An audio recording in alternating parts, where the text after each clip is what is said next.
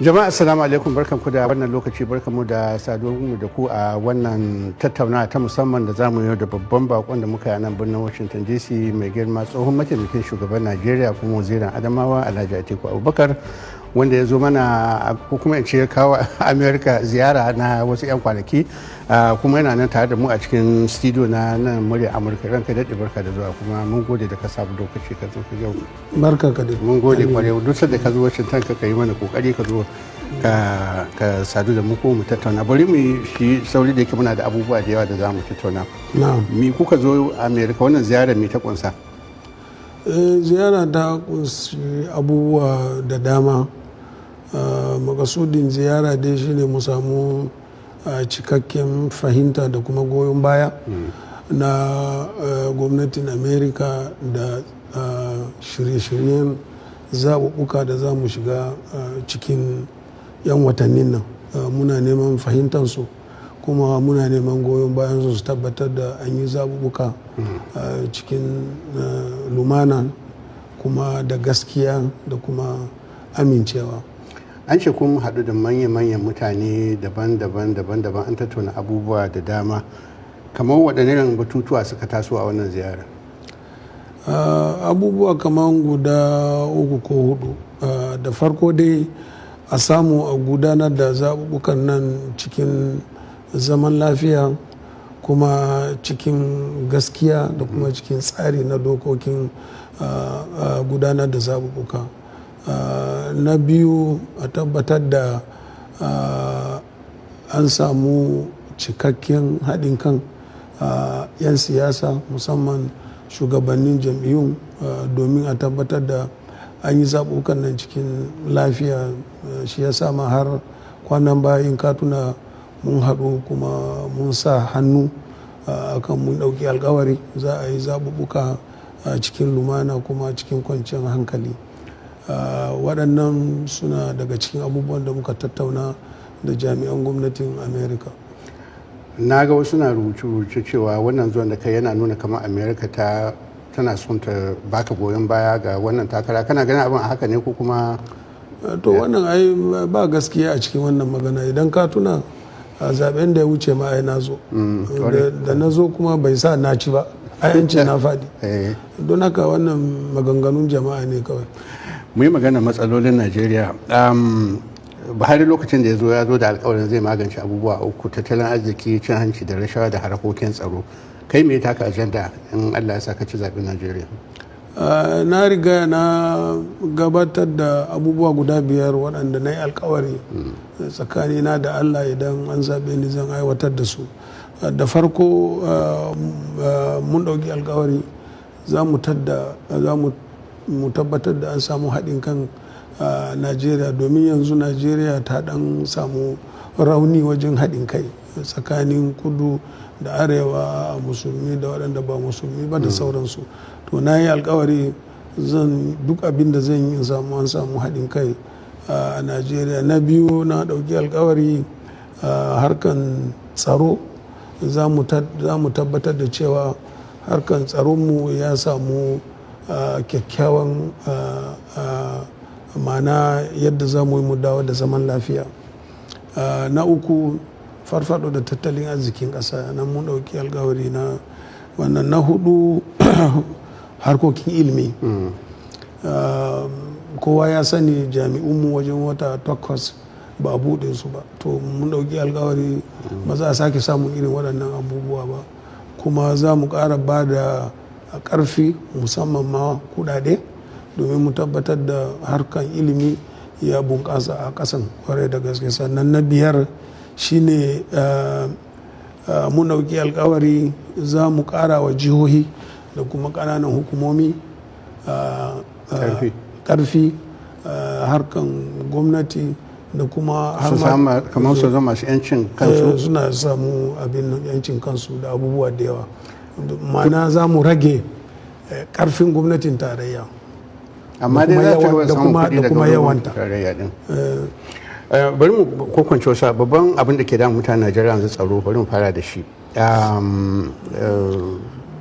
Ta ta yaya za ka tunkari yanzu wannan sabon matsalar da ake samu tafiya ma a cikin najeriya ta yi wuya saboda mutane da ke kawo mutane suna neman fansa har yanzu ba a gama da harkar boko haram kwata-kwata ba ga su isuwar da sauransu ta yana za ka bullo wannan magana tsaron nan ne kan zai sha bamban? ta inda za mu bullo kafin a gyara tsarin mulki domin in muna so mu ba jihohi da ƙananan hukumomi waɗannan sauran irin waɗannan ayyuka tilas mu gyara tsarin mulkin najeriya. To kafin a gyara tsarin mulkin najeriya muna da niyya mu ƙara ɗaukan ma'aikata musamman wajen harkokin 'yan sanda da kuma masu tsaron lafiya, kuma mu samu musu kayan aikin yi da kuma mu tabbatar da albashinsu ko kuma zamantakewansu ya zamanto wanda ba zai sa su shiga waɗansu halaye ko na cin hanci da rashawa da sauransu ba. Yana ɗaya daga cikin abubuwan da muke so mu yi. Wasu na cewa ɗaya daga cikin abin da ya sa magance tsaron da yake da waya shine ba a zartar da hukuncin da ya cancanta akan mutane da ke a yanzu al misali masu satan mutane, masu kisa, masu boko haram da sauransu. Kana ganin gwamnatin ka za ta nemi yanke hukuncin kisa akan duk wanda yake sa irin wannan? Ba abin da zai hana mu yin haka, ba abin da zai hana mu. Muna da niyya mu samu haɗin kan musamman alƙalai. Na ɗaya su tabbatar da idan mun kai waɗannan ƙararraku gabansu sun yi hukunci da sauri-sauri kuma mu aiwatar da hukuncin nan da suka yi. An ce akwai ma'aikatan tsaro kamar guda 17 a najeriya. Za ka sake fasalinsu ne don su iya aikin nan ko kuma wanda ke akwai ne kawai za a ci gaba da aiki da su? Tun da dokoki ne suka kafa su a cikin hanzari ba za mu iya cewa mun rushe su ko mun wargaza su ba. Abinda nake faɗa a nan shine za mu ƙara yawansu, ma'ana ma'aikatansu da kuma kayan aikinsu da kuma koya musu yadda za su yi aikin din. Waɗannan ma yana ɗaya daga cikin abubuwan da muka tattauna da gwamnatin amerika domin su taimake mu a cikin waɗannan abubuwan. Mun magana tattalin arziki a kwanan nan ake cewa babban bankin najeriya ya yanke kudurin zai canja fasalin naira. Ka goyi bayan wannan mataki na canja fasalin naira? To a gaskiya ban san dalilan da yasa suka ɗauki waɗannan matakai ba. Rabuwa ni na sani da canja a kudin najeriya tun na aikin gwamnati, na zamani tun 1984 lokacin da aka canja kudi, kuma lokacin ma kuma zamanin buhari ne. To tun lokacin ba zan iya tunawa ko an sake canja kudade ba.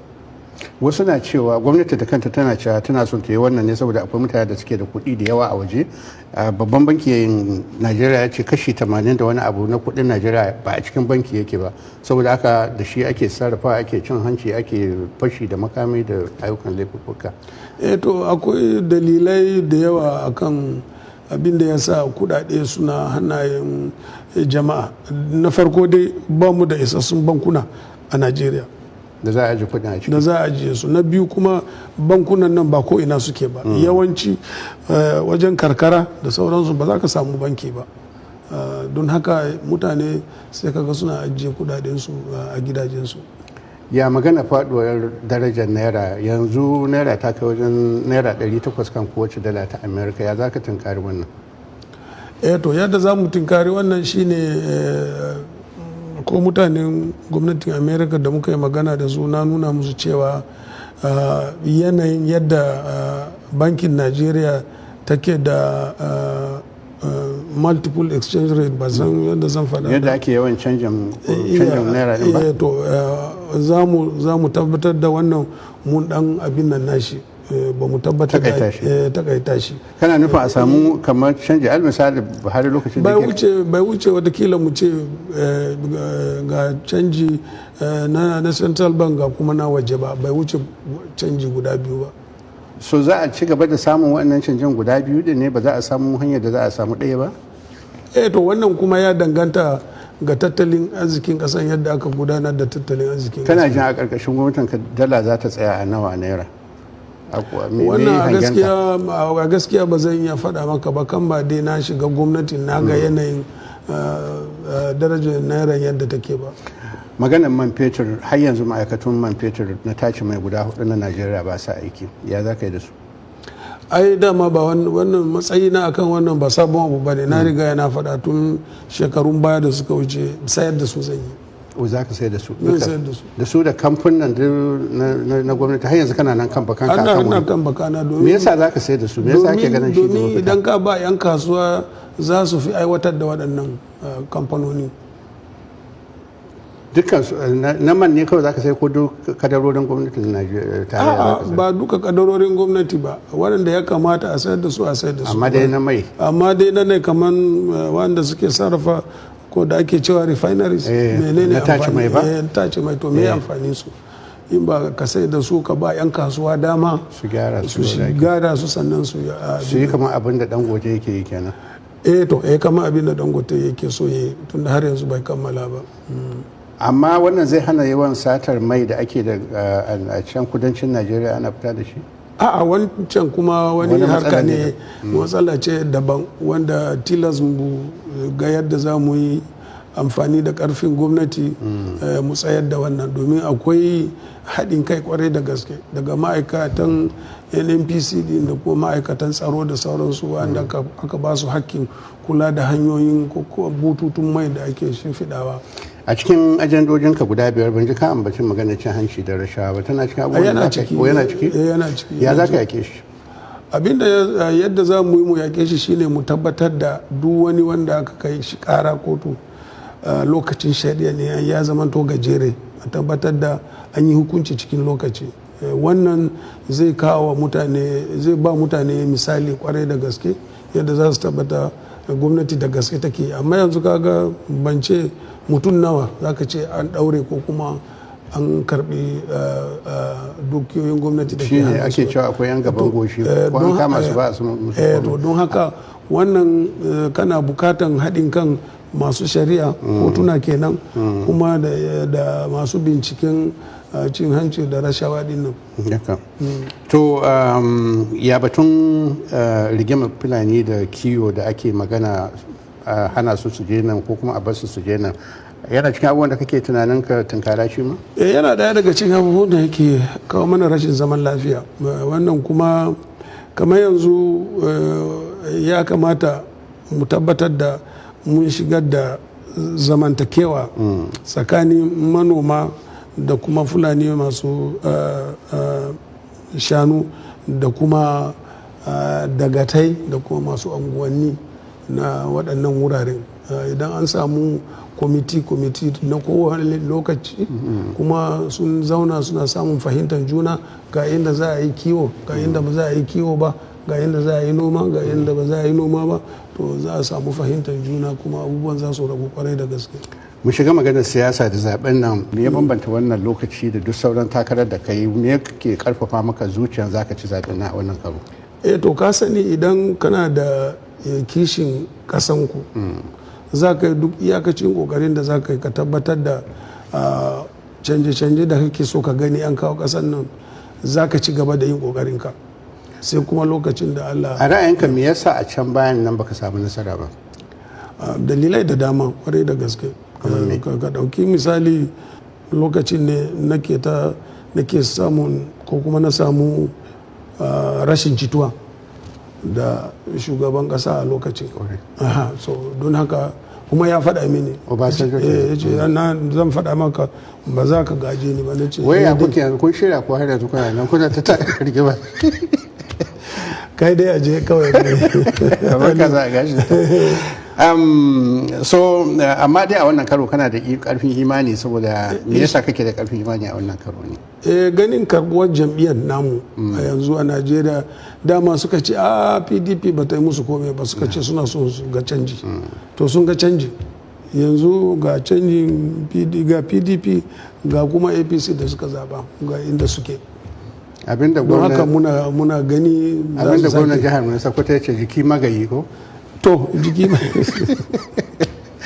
to me ra'ayinka game da abokan da ke yan takara da ke takara da kai Tinubu Kwankwasa da Peter Obi ya kake ji da su?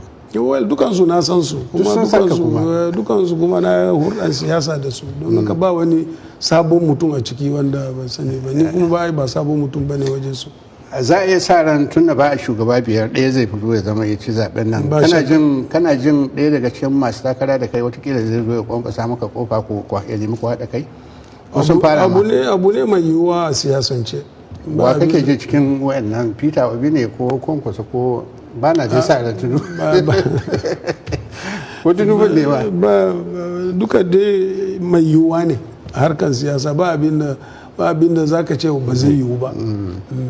mu yi magana to ya ake game da rikicin cikin gida na su wike da suka nace sai ka yi canje-canje sai ka yi tam daya wato wa'adi daya sai ka ba su mukamai me ake ciki game da wannan rikici na cikin gida na wuce wannan lokacin yanzu ko ya an shirya ne ba a samu cikakken shiri ba, amma kana jin wani zai iya kawo mun yi gaba, kana jin ba zai kawo cika zo ga kyamfen na gaba ya yi gaba na baya sai labari. So baka da wata damuwa game da wannan matsalar kuma shi shugaban jam'iyyar bayan da zai je yana nan zaman su bai dace ba a wannan lokaci kace za ka yi canjin shugabancin jam'iyya bayan da gamunan dab da zaɓe.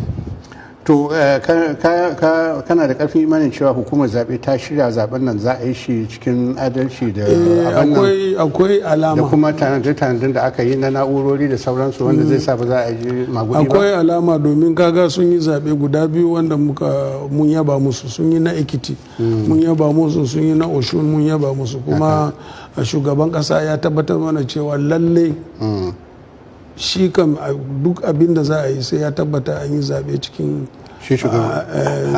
adalci da kuma gaskiya. Haka. To so sai batun harkokin kasashen waje don wasu suna so su san matsayinka, amma kafin in tafi ga harkar kasashen waje a ƙarƙashin shugaba Buhari an samu wani abu da ake cewa kabal. Za a samu kabal a ƙarƙashin ikon waziri? Babu. Ba za a samu kabal ba? Ba wani kabal da za a samu. Waziri will be in charge. To alhamdulillah. Mai magana harkokin da suka ce wani abu Buhari zai bari baya wanda sai ka zo ka yi mashi kwaskwari ma wanda bai gama gyara ba. To na dai ka san jam'iyyunmu daban-daban ne. Na sani gwamnatin sa nake magana ba mai gwamnati akwai abubuwa da yawa. Bayan harkar tsaro da tattalin arziki da muka magana da corruption da cin hanci da rashawa. Za mu rage gaskiya gwamnatin ta yi faɗi da yawa. Ta yi yawa, mutane sun yawa cikin ta yi yawa. Idan dai har ka ba ƙananan hukumomi da jihohi ƙarin ayyuka to tilas ai waɗansu su koma jihohinsu da kuma ƙananan hukumomi su taimaka domin a kafa waɗannan jihohin ko kuma ƙananan hukumomi. Batun mata da matasa. Wace rawa matasa da mata za su taka a sabuwar gwamnatin ka? Ai na riga na ɗauki alkawari na ce kashi 60 cikin gwamnati ma'aikata da za mu tabbatar da tsakanin mata da matasa ne, wannan 30. Ya me ra'ayinka game da matakin jan kunne ko gargaɗin da Amerika suka yi na cewa ana shirin a kama Abuja farmaki, amma kuma ma'aikatanmu na leƙen asiri da tsaro duk ba su da wannan labari? To gaskiya abin bakin ciki ne, da ya kamata a ce an samu cikakken fahimtar juna tsakanin Amerika da Najeriya wajen waɗannan abubuwa. Bai ma kamata a ce abin ya fita waje ba, kamata a ce tun kafin abin da ya kama ma'aikatan tsaro na Amerika sun jawo hankalin abin nan, kamar yadda suka saba aiki tare dai ya kamata ya nuna cewa suna aiki tare. Amma excellency a ce wata gwamnati ta ƙasar waje ta zo cikin ƙasar ka ta fi ka sana abin da ke faruwa wani da ake tura ba abin mamaki ba ne? Ga ma'aikatan tsaro da yawa amma su ba su da labarin abin da na waje sani. Abin mamaki ne, amma kuma ba mu ji bayanin sashin gwamnatin tarayya na Najeriya ba. Ana kiranka unifier da turanci, mai haɗin kai, kuma wani abu da mutane suka sani game da kai shine cewa wasu sukan ce kai warwatsu a cikin Najeriya ko wani sace kana sha'ani da su. Ta yaya za ka haɗa kan mutanen Najeriya sanin cewa suna da wannan bambanci da saɓanin ra'ayi da rabuwar kawuna? Alkawarin da na ɗauka gwamnatin haɗa gwiwa din nan zai magana. Wato za ka kawo su jam'iyyu cikin gwamnati? Zan kawo ba shakka. Za ka aiki da kowa? Zan aiki da kowa. So amma wannan bambance na tarihi, na addini, na kabila da sauransu, wannan zai dauki lokaci yayi. Mun tashi mun tarar da waɗanda suka kafa Najeriya, akwai arewa, akwai kudu, akwai gabas da sauransu. Daga baya an zo ana kokari a samu cin gaba a manta da inda aka fito ko kuma wani yare ake magana da sauransu. Amma abin bakin ciki ni a ra'ayina shine na ga waɗanda suke da ilmi su suka fi kawo mana waɗannan matsala. 'yan boko in ka je ka tarar da waɗanda ba su suna zaune tare za ka tarar da ba irin waɗannan bambance amma da zaran 'yan boko sun so sun shiga wuri sai su kawo maka matsala. Wannan ya ce a an da na danne wannan, a wannan ya ce addini na danne wannan addini da sauransu. Akwai magana a nan. To mai magana harkokin kasashen waje, mu fara da makwabta na Afirka. Kasashen Afirka kamar da ka sani sun dogara akan Najeriya da yawa kan abubuwa da yawa, tattalin arziki, tsaro da sauransu. Amma kuma suna fuskantar matsalolin tsaron tare da Najeriya din a kasashe irin su Chadi, su Mali, su Burkina Faso da sauransu. Ya za ka tunkari matakan inganta dangantakar Najeriya da sauran kasashen duniya musamman na Afirka? Shi yasa nake zagaya waɗansu kasashen Afirka, kamar na sadu da shugaban Senegal, na sadu da shugaban Cote d'Ivoire, na tabbatar musu cewa Najeriya idan dai har na samu nasara a shirye muke mu tabbatar da mun dawo da ECOMOG, mu tabbatar da muna da gundumar sojojin tsaro wanda suna iya zuwa kowane cikin kasashen nan idan an ba su izini su tabbatar da na ɗaya ba wargazar da tafarkin demokuraɗiyya ba, kuma an samu zaman lafiya a waɗannan ƙasashen na Afirka ta yamma. Boko Haram da ISWAP da sauransu suna yakar su Nijar dinnan sosai, kuma ana samun kan iyakokin Najeriya ma dai buɗe suka yi yanzu. Akwai wani mataki za ka ɗauka domin inganta shige da fice kan waɗannan iyakoki? To haɗin kai da za a samu, domin a yanzu gaskiya Najeriya ta ɗan ja da baya a cikin ECOWAS. Niyana ne in dawo da Najeriya cikin shugabancin ECOWAS, tabbatar da mun samu haɗin kai da sauran ƙasashen ECOWAS domin mu samu yadda za mu yi magungunan waɗannan abubuwa. An daɗe ana magana ana so a yi takardar kuɗi bai ɗaya ta Afirka ECO. Ka goyi bayanta? Warai kuwa na goyi bayanta. Na yi magana ma da waɗannan shugabannin cewa zan yi duk iyakacin ƙoƙari na mu tabbatar da an samu wannan haɗin kai na samu takarda guda. Me amfanin samun kuɗi ɗaya da Afirka? Domin zai kawo mana sauƙin kasuwanci tsakaninmu da juna, kuma zai bunƙasa arzikin Afirka ta yamma. To ya sauran manyan kasashen duniya fa, su Amerika dinnan, su Rasha, China da sauransu, na san suna ɗari-ɗarin a ga ƙasa irin Najeriya ta jingina wuri guda ɗaya, kamar abin da wahala ya za ka yi da wa'annan? Ai dama ka san Najeriya muna da manufa wanda ake cewa non-aligned, ko kuma ba ruwanmu da kowane gefe, amma kuma za mu hurɗa da kowane gefe. Da kowa ba? Juyin mulki, an samu juye-juyen mulki a Chadi, a Mali, a Burkina Faso. Me ra'ayinka game da aƙidar juye-juyen mulki nan da ake samu jefi? Juyin mulki idan dai ta bi tafarkin demokuraɗiyya da wannan daidai ne, amma in ba ta bi tafarkin demokuraɗiyya ba, wannan ba za mu goyi bayan wannan juyin mulkin ba. Jama'a, wazirin Adamawa kenan, kuma tsohon mataimakin shugaban Najeriya Alhaji Atiku Abubakar a nan sashen Hausa na murya Amurka, da ya zo ziyara a nan Washington, muka samu dama muka tattauna da shi. Muna ƙara gode mashi da lokacin da ya ɗauka ya zo ya ziyarce mu. A madadin duka ma'anan sashen Hausa na murya Amurka, musamman Habibu Shehu da ya bada umarnin wannan hira da muka ɗauka, da sauran ma'aikatan sashen da kuma murya Amurka baki ɗaya, Aliyu Mustapha Sokoto ne ke muku bankwana daga Washington. Assalamu alaikum.